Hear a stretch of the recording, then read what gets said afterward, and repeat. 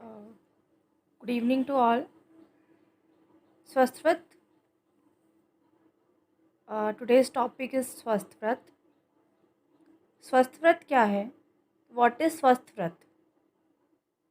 स्वास्थ्य परिरक्षण हेतु स्वस्थ पुरुष को नित्य सोकर उठने के बाद जो कर्म करना चाहिए उसे ही स्वस्थव्रत कहते हैं। मतलब कि कोई पर्सन सुबह सोकर उठने से लेकर उसके रात्रि में सोने तक वो जो भी नित्य कर्म करता है वो सब कुछ स्वस्थव्रत के अंतर्गत आता है।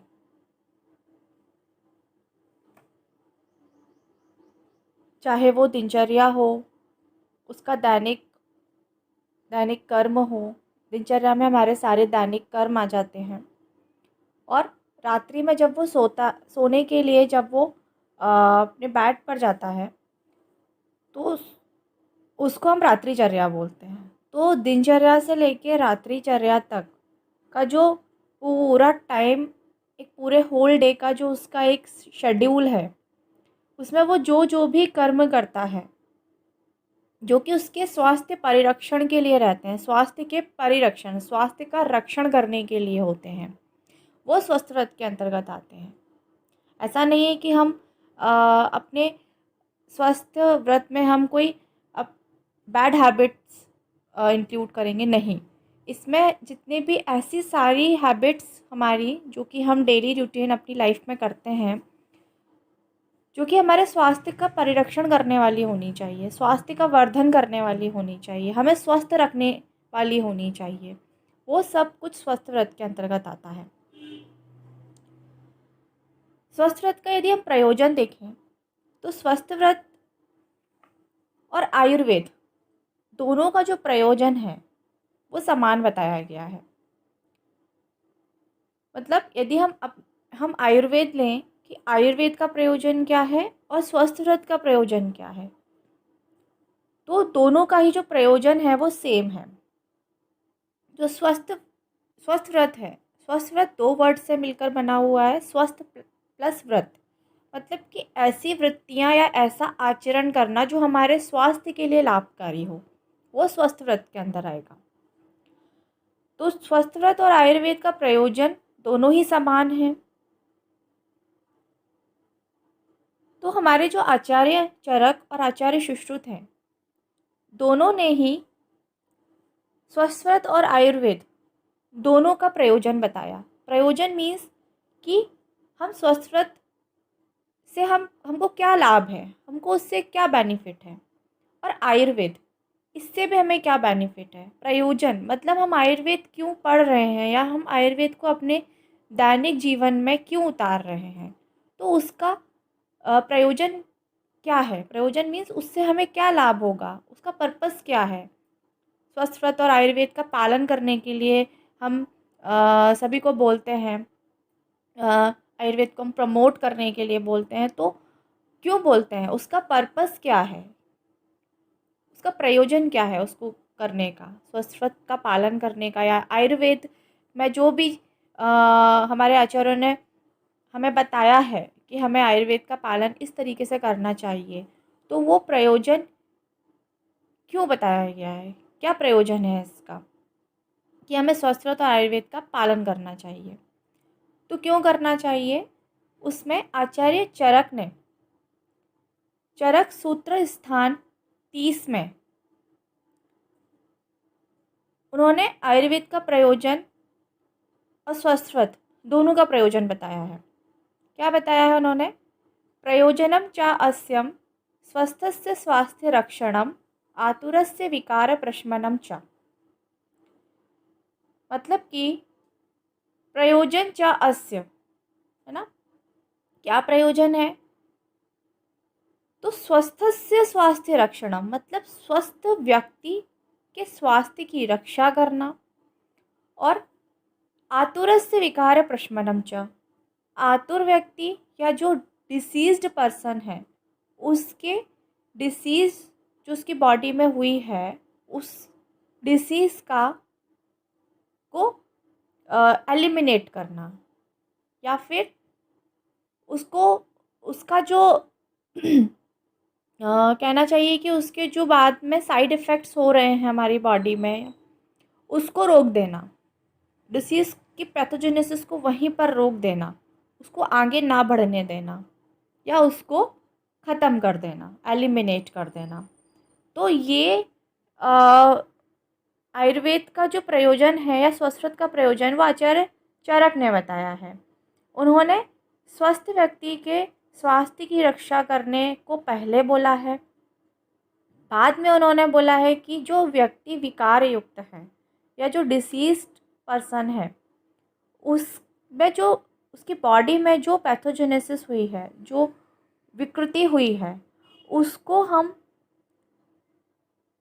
कम करें, ख़त्म करें या फिर उस विकृति या उस बीमारी का या जो रोग हुआ है उसका हम प्रशमन कर दें।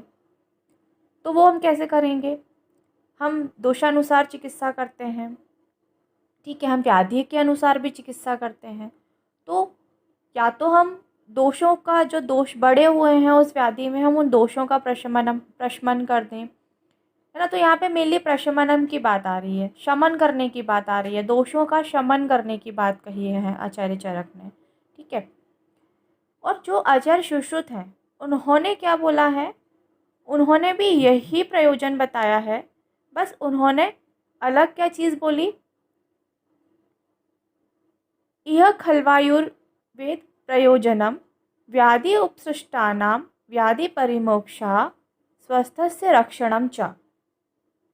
उन्होंने बोला कि आयुर्वेद का जो प्रयोजन है उसमें हमें पहले जो व्याधि से ग्रसित व्यक्ति है, व्याधि उपसृष्टानाम, जो जिस व्यक्ति में व्याधि हुई है, जो डिसीज्ड पर्सन है, उसकी व्याधि का मोक्ष करना है। मतलब उस व्याधि से उसको मोक्ष दिलाना है, मुक्त करना है, उसे व्याधि मुक्त करना है ना।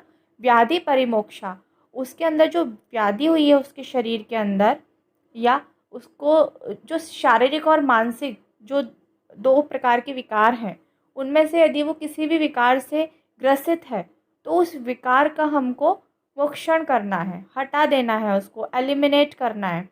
अच्छा, आचार्य चरक ने यहाँ पर प्रशमनम की बात की है, लेकिन आचार्य सुश्रुत ने यहाँ पर मोक्ष की बात की है, परिमोक्ष, मतलब व्याधि को ख़त्म करना, टू एलिमिनेट।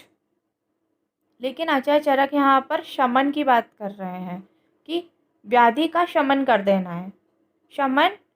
और सुश्रुत बोल रहे हैं कि मोक्ष कर देना है, परिमोक्ष कर देना है, आपको उस व्याधि से उसको हटा ही देना है, उसके शरीर से उस व्याधि को एलिमिनेट कर देना है, ख़त्म कर देना है उस व्याधि को। और बाद में उन्होंने बोला कि जो स्वस्थ व्यक्ति है उसके स्वास्थ्य की रक्षा करना है, उसको बीमार नहीं होने देना है। तो दोनों ने बात एक ही बोली है, लेकिन दोनों का जो क्रम है वो अलग अलग है।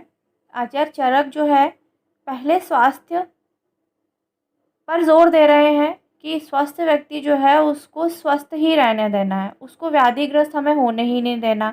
यानी कि वो प्रिवेंटिव मेज़र पर काम कर रहे हैं। पहले जितने भी हमारे प्रिवेंटिव एस्पेक्ट हैं, हमको जो जो हमारे डू एंड डोंट्स हैं, है ना, कि हमें क्या क्या करना चाहिए जिससे हम बीमार ही ना हों, हम व्याधिग्रस्त ही ना हों, और दूसरी चीज़ हमें क्या क्या नहीं करना चाहिए जो हमारे स्वास्थ्य के लिए हानिकारक हो सकता है ना। हमें अपने दैनिक जीवन में सुबह उठने से लेके हमारा जो पूरा दिन है और जो हमारी रात्रिचर्या है वहाँ तक का जो समय है उसमें हमें क्या क्या नहीं करना चाहिए जिससे कि हमारा शरीर व्याधिग्रस्त ना हो, ये उन्होंने पहले बताया है।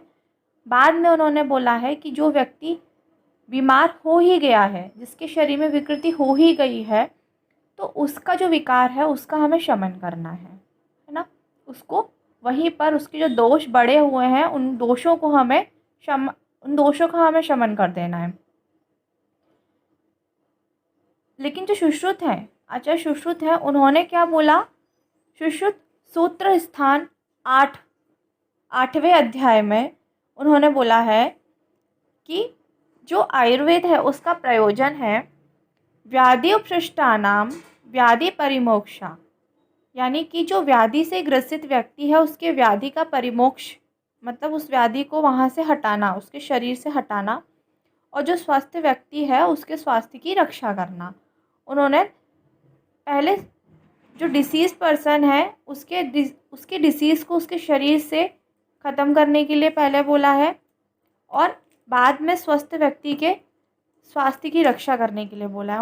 इन्होंने पहले क्यूरेटिव दिया है, बाद में प्रिवेंटिव मेज़र दिया है। इन्होंने बोला कि पहले आप क्योर करो डिसीज़ को। यदि कोई व्यक्ति आपके पास ऐसा आया जो कि बीमार है, तो पहले आप बीमार व्यक्ति की रक्षा करोगे, ना कि जो स्वस्थ हमें दिख रहा है उसकी।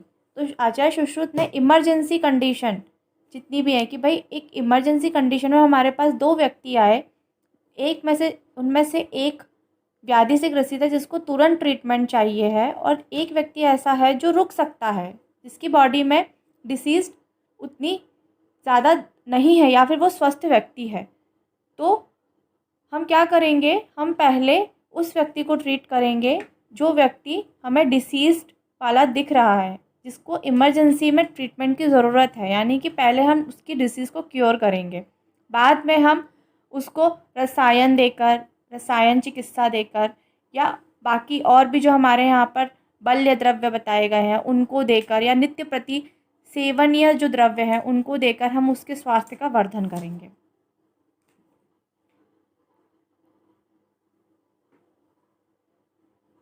आचार्य चरक ने आयुर्वेद के 2 प्रयोजन माने हैं, स्वस्थ व्यक्ति के स्वास्थ्य की रक्षा करना और रोगी के रोग का उन्मूलन करना, जिन्हें हम अभी ऊपर देख चुके हैं। और सुश्रुत ने भी आयुर्वेद के 2 ही प्रयोजन माने हैं, किंतु उनका क्रम आचार्य चरक से भिन्न है। उन्होंने पहले व्याधि से ग्रसित व्यक्ति की व्याधि को दूर करने की बात कही, बाद में उन्होंने स्वस्थ व्यक्ति के स्वास्थ्य की रक्षा करने के लिए बोला, क्योंकि सुश्रुत जो हैं वहाँ पर वो इमरजेंसी या क्यूरेटिव पॉइंट ऑफ व्यू को जोर दे रहे हैं, लेकिन आचार्य चरक ने पहले प्रिवेंटिव एस्पेक्ट को उन्होंने पहले रखा है, कि आपको व्यक्ति को बीमारी नहीं होने देना है, आपको ऐसे उसकी दिनचर्या रखनी है, ऐसे उसका पूरा शेड्यूल, उसका दैनिक जो डेली शेड्यूल है वो इस तरीके का होना चाहिए कि वो व्यक्ति पूरी तरीके से स्वस्त्रत का पालन करे और उसको एक अच्छा स्वास्थ्य मिल सके। तो उन्होंने प्रिवेंटिव पर जोर दिया है, लेकिन जो सुश्रुत है उन्होंने क्यूरेटिव पर जोर दिया है। उन्होंने बोला है कि पहले यदि कोई डिसीज़ है तो आपको उसे शरीर से हटाना है, बाद में आपको उस व्यक्ति के स्वास्थ्य का रक्षण करना है। हम किन किन चीज़ों से उसको स्वास्थ्य का रक्षण कर सकते हैं, तो उसको जितनी भी हमारे स्वस्थव्रत में जितनी भी दैनिक क्रियाएं बताई गई हैं कि आप दिनचर्या का पालन करिए, जो ऋतु चल रही है उस ऋतु में उस ऋतुचर्या का पालन करिए, दैनिक जो डेली यूज़ होने वाले नित्य प्रति सेवनीय द्रव्य जो बताए गए हैं आप उनका सेवन करिए, घृत दुग्ध का सेवन करिए। उसके बाद उन्होंने रसायन चिकित्सा बताई आचार्य चरक ने, कि भाई रसायन का एक पूरा चैप्टर उन्होंने अपने चरक चिकित्सा में दिया हुआ है। तो रसायन का उपयोग करा के भी हम क्या करते हैं, किसी व्यक्ति की लाइफ स्पान को हम आगे बढ़ा सकते हैं, उसके स्वास्थ्य को हम स्वस्थ रख सकते हैं उस व्यक्ति को, है ना। तो हमें शुरुआत से ही उस व्यक्ति को रसायन चिकित्सा देनी चाहिए। उसके बाद यदि हम स्वस्थ की परिभाषा देखें तो स्वस्थ क्या है, या हम किसी को स्वस्थ कब बोलेंगे, तो समदोष समाग्निष्ट समधातु मलाक्रिया प्रसन्नात्मेन्द्रिय मनः स्वस्थ इत्यभिधीयते। ये जो श्लोक है कोटेशन वो सुश्रुत सूत्र 15वें अध्याय में आया है, जिसका नाम है दोष धातु मल क्षय वृद्धि विज्ञानी अध्याय, जहाँ पर आचार्य सुश्रुत ने दोष धातु मल इनके क्षय वृद्धि के लक्षण बताए हैं। वहीं पर उन्होंने स्वस्थ की परिभाषा दी है कि स्वस्थ क्या है, हम किसी को स्वस्थ कब बोलेंगे, ये उन्होंने सुश्रुत सूत्र 15वें अध्याय में दिया है। तो हम किसी को स्वस्थ कब बोलेंगे, तो किसी व्यक्ति को स्वस्थ बोलने का उन्होंने क्राइटेरिया डिसाइड किया कि आप तभी इस व्यक्ति को स्वस्थ बोल सकते हो जब उस व्यक्ति में, जो व्यक्ति है वो इन सारे क्राइटेरिया को फुलफ़िल कर रहा हो, तभी हम उसे स्वस्थ बोल सकते हैं। तो उन्होंने सबसे पहले वर्ड दिया समदोषः। समदोषः मतलब उसके शरीर में जो वात पित्त कफ, जो तीनों दोष हैं जिनको हम शारीरिक दोष बोलते हैं, और जो हमारे रज तम, जो कि हमारे मानसिक दोष हैं, सत्व को हम दोष में नहीं इंक्लूड करते हैं। तो जो रज और तम है वो, और जो आपका वात पित्त कफ है, ये जो दोनों दोषों का जो कॉम्बिनेशन है, मतलब शारीरिक दोष और मानसिक दोष, ये दोनों दोष कैसे होने चाहिए उसकी बॉडी में, उनकी जो फंक्शनिंग है ना, वो नॉर्मल वे में होनी चाहिए। हर एक दोष का अपना एक प्राकृत कर्म बताया है, हर एक दोष का एक प्राकृत स्थान बताया है। तो वो जो दोष है अपने प्राकृत स्थान पर होना चाहिए, वो अपना अपना प्राकृत कर्म करते रहना चाहिए। यदि वो अपना प्राकृत कर्म कर रहा है, यदि कफ का कार्य किसी भी स्थान पर उसको नरिश करना है या क्लेद का काम करना है, तो वो यदि वहाँ पर वो प्रॉपर काम कर रहा है इन प्रॉपर क्वांटिटी, है ना, उसका जो क्वांटिटी है वो भी नॉर्मल होनी चाहिए। यदि वो बढ़ रहा है मतलब कि दोष वृद्धि हो रही है, वो भी नहीं होना